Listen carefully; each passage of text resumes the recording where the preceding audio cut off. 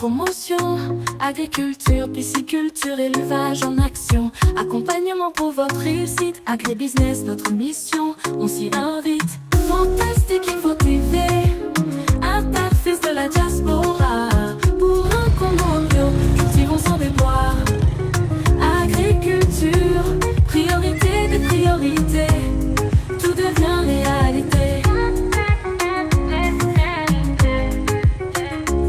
Gestion de projets agricoles, transformation du produit frais vers la consommation. Avec nous, chaque récolte est une victoire pour un avenir vert plein d'espoir. Fantastique Info TV, interface de la diaspora. Pour un Congo bio, cultivons sans déboire.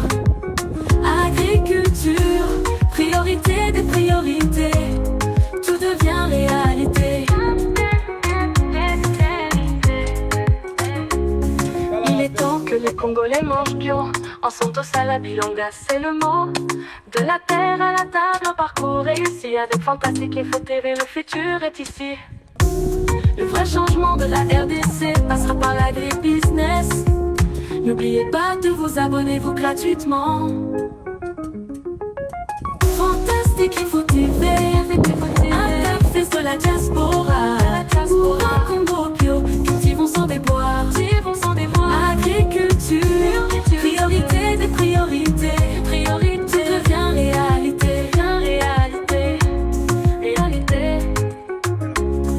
Fantastique Info TV, la chaîne agro-business. Pour un Congo prospère, un grand succès, rejoignez-nous, ensemble construisons l'avenir vert de notre nation. Le vrai changement de la RDC passera par l'agribusiness. N'oubliez pas de vous abonner gratuitement.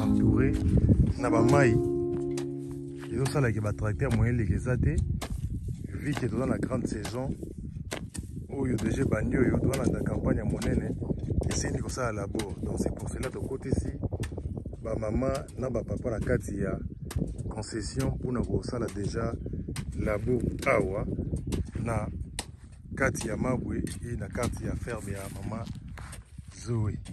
Donc mai za kitoko mai peut ça la défaut pour na ba moyen ba traiter les kesate ba pont ezali na condition malamu te. Pour la musala ba maman na ba papa ba zo sala yango yo. Donc faut ça la labour à au moins il y a 2 hectares. Alors c'est vraiment un travail très difficile au sala yango na Congo boye, mais on n'a pas de choix. On doit assumer pour nos commissango ti na suka. Donc c'est maman na papa courage ba zo sala musala. Ma papa. Yebisa balanda Fantastique Info kombono nani? Kombo nanga papa kitoko ntimba. Double. Papa kitoko ah toza na mboka nini? Toza na mboka mabwe. Voilà, na yuki esengo mingi komona ko sala labo. Na lingna pesa déjà félicitations. Alors motivation na ko sala musala ya lelo ezali ndenge nyamba liboso sala labo to sala déjà. To sala déjà papa. To sala déjà musala. Alors ozomona ngezo kende ningeni na mono ozo ko diriger équipe na ba maman bazana kati ozo diriger ba ngezo le kande ni musala. Bon musala ko leka très bien ponga moko nazali on a yebi déjà musala très bien. Mais biso moko ndeto ko sala ngo penza e ko lakisa yo bien que en tout cas ba sala musala. Voilà, merci. Alors ningo moni mabela déjà mabela zali ndeni lelo ni ko lona ma. Awa masango e ko bota bien, manioko pe ko bota bien. Pour mabela ça fertile ça kitoko. Voilà, merci beaucoup. Tu peux savoir maman peut s'attendre mbote maman. Mbote papa. Ebisa bande ko no ba otalo partout comme no nani. Komo nanga mabena. Mabena osala musala kitoko kongo na maboko. Musala ngomba liboso sala labo. Mbala liboso te na sala ka banda kala. Alors musala ezoleka ndenge nini? Ezoleka nango kitoko. Vraiment félicitations. Merci. To singi nzamba peut devenir toujours makasi pour na ko silisa musala kitoko. Oyo bozali ko sala awa na posa na bipe ba mama donc maman bazo kata Congo lokola G. Maman mbote. Mbote papa.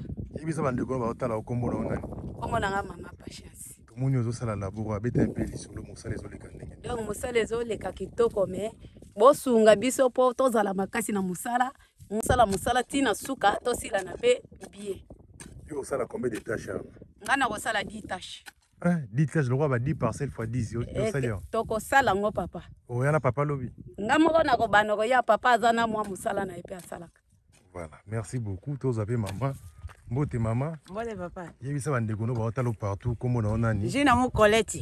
Ah maman Gina. Donc vous opesa bise sengo na kongo na maboko. Musa les oleka nini. Kisala ke luta bien makasi. Yo luta penda bien, beto na funda kulia. OK. Kulia beto pa shawa. OK. Maintenant si ko bo sala quantité monene nini ya musala. Beta baka 10 parcelles. 10 parcelles. Na muto moshi. OK, félicitations. Musala kitoko yango yo la bozo salam. Voilà, Excellence ministre d'État, ministre de l'Agriculture et Sécurité alimentaire. Tozane sengo ya rostinde la yo maloba oyo à travers vidéo na biso oyo mokolo ya lelo. Ndenge tomonaki la semaine eleki komona ba tracteur ko tambola na nzela ba boulevard pona koloba na batu ko encourager na biso basali bilanga ya kosala lisusu bilanga parce que banger ezali donc totalisa biso nde tozobalola mabele awa na kati ya commune ya Nsele na quartier ya Dingidingi ebongo na village ya Mabwe tozali kobalola mabele na Congo ndenge ozali komona ba mama kobalola parce que tracteur ezali te soki tosali boete tokorate saison oyo ya campagne. Il y a grande campagne à raté yango. Il y a un moment tozo sala vraiment. Tout ça la labour na Congo lelo tozali na 2024.